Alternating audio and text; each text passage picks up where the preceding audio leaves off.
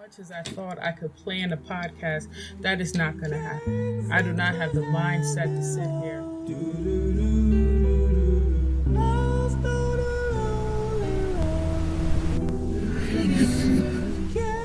Chop up block for block how I'm going to tell you about weight loss and weight gain.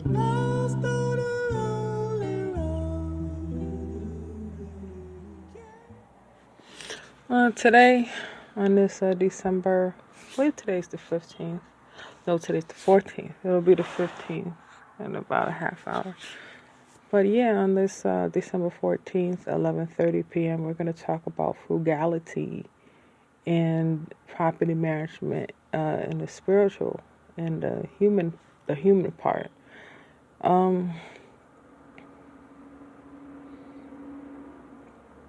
It's what you've earned. It's the debt you acquire through your maturity and what you've earned through your decisions you've made. Like your credit card decisions, your financial decisions, your emotional, your love and romance decision, all these things that you put through the functionality of your being, that you apply energy to, that you work out, that you take pain for, that you put pain into, and you work some type of exceptionalism out, and then a process begins between you and this person in engagement. And this is the beginning of your debt with this person. This is the livelihood in which you feed your time that God has given you on earth, your life source, to this person in order to gain some type of higher ground or some type of higher meaning and a better intimacy. But we're going to talk about the frugality of this. When you've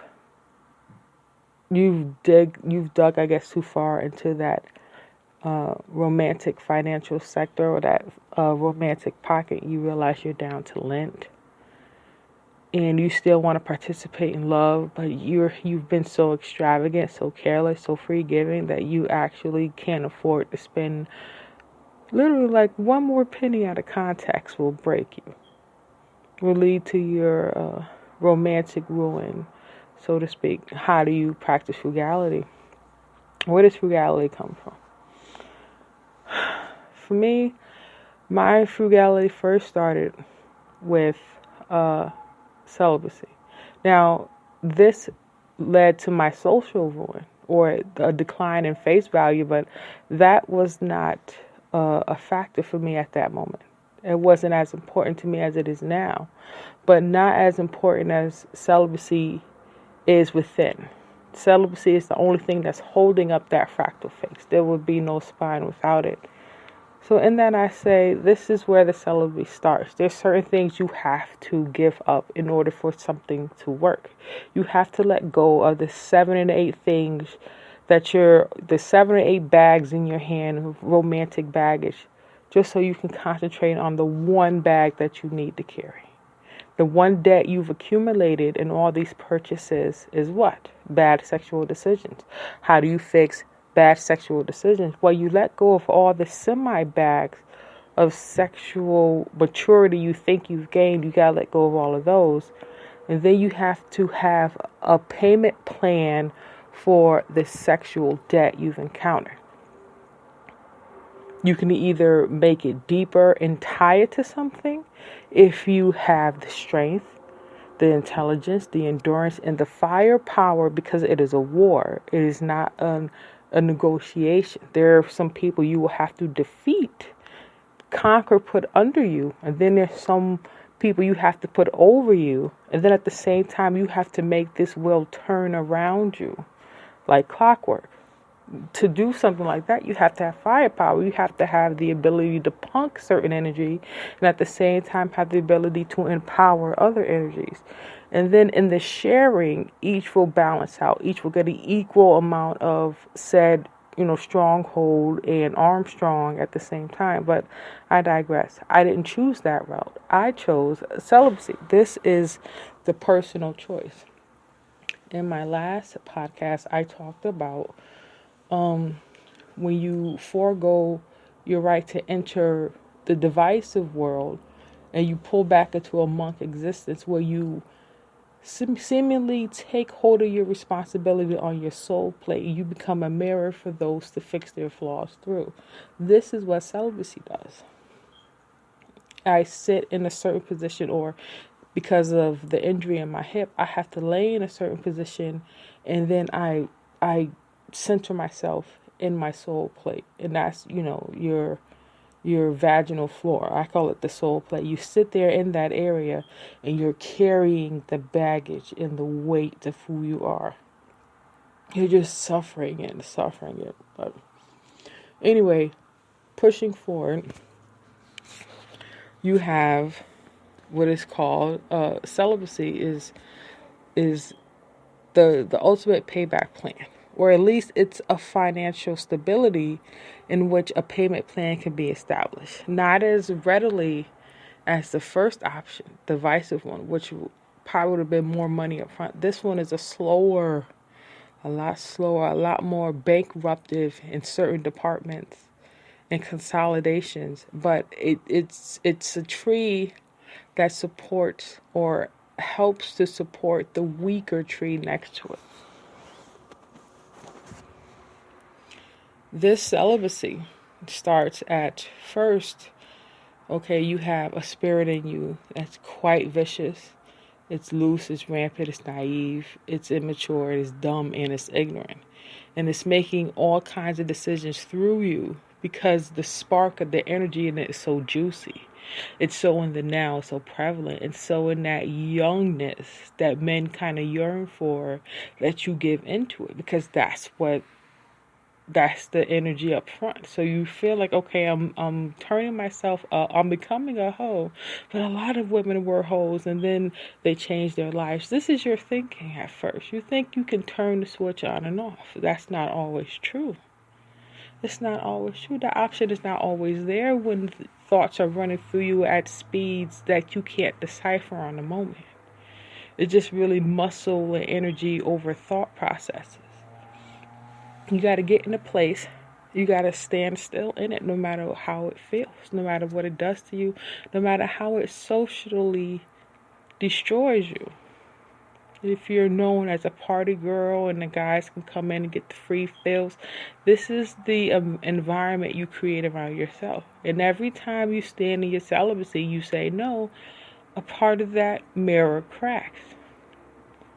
And all the bonds you may have formed, the relationships you had, all of those starts cracking and breaking apart at the seams in very irregular places.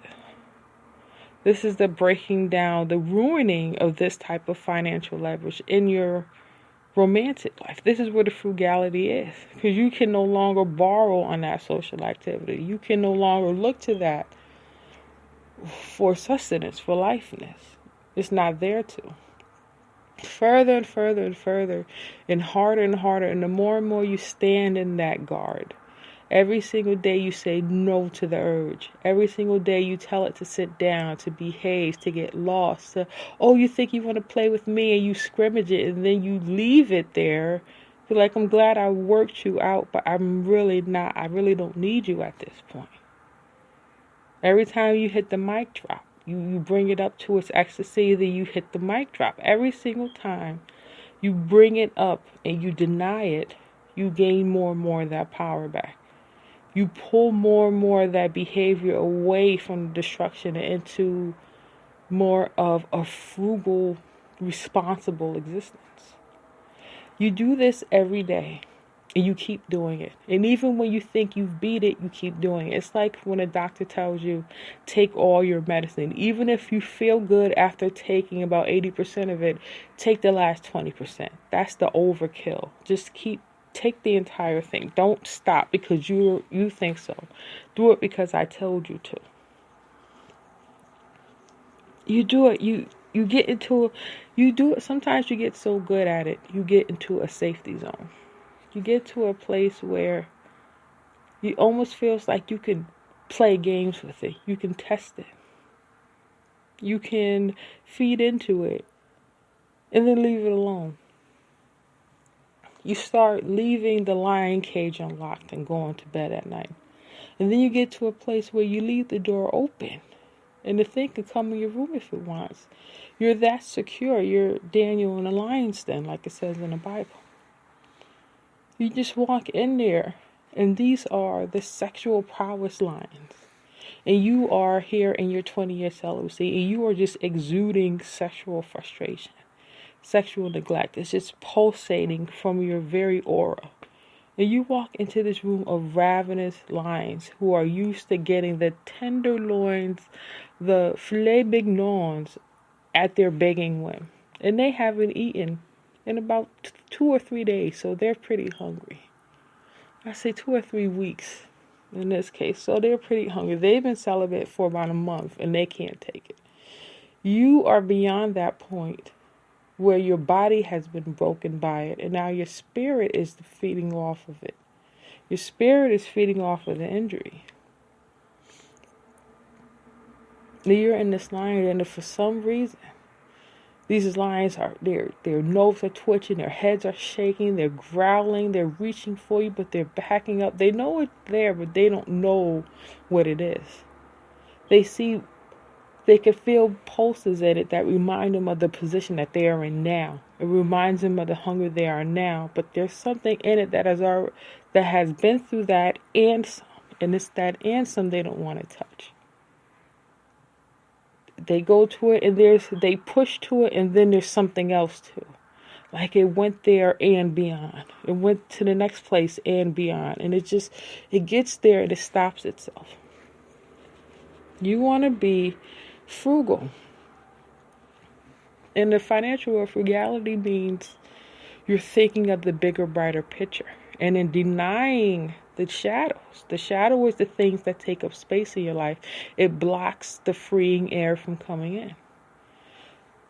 Frugal is the exact, in the romantic world, is the exact opposite. Almost the exact opposite. Not because it's not money related, it's the opposite, but it's the same feeling. You want as minimal romantic confusion as possible. You want as minimal as you can get it. You don't want to be able to cuss everybody out from any angle. You don't want to have the anger to do so. You don't want to have the anger to be mad at somebody for breaking your heart. You don't want the tension of it. You don't want the drama. You don't want the relationship that hangs out with people, that hangs out with other people who do the same thing. You don't even want to watch the TV shows that celebrate and practice that drama, even if it's fake. You want as minimal emotional baggage as possible. And it gets to the point where no matter the catastrophe, no matter how astronomically insane it may be for you, this person doesn't even have the know-how to react to the situation. That is sexual frugality. That's what you want. You want to be able to shop and spend that sexual energy when and how you want to on anything. It can be absolutely fake. It could be the plastic surgery of relationships, but that's what you want to spend it in at the moment because you've had a feeling about this and you just want to test it out, but you know you can close that book and tuck it away, and it means nothing to no one because it's under your control. This is what you want.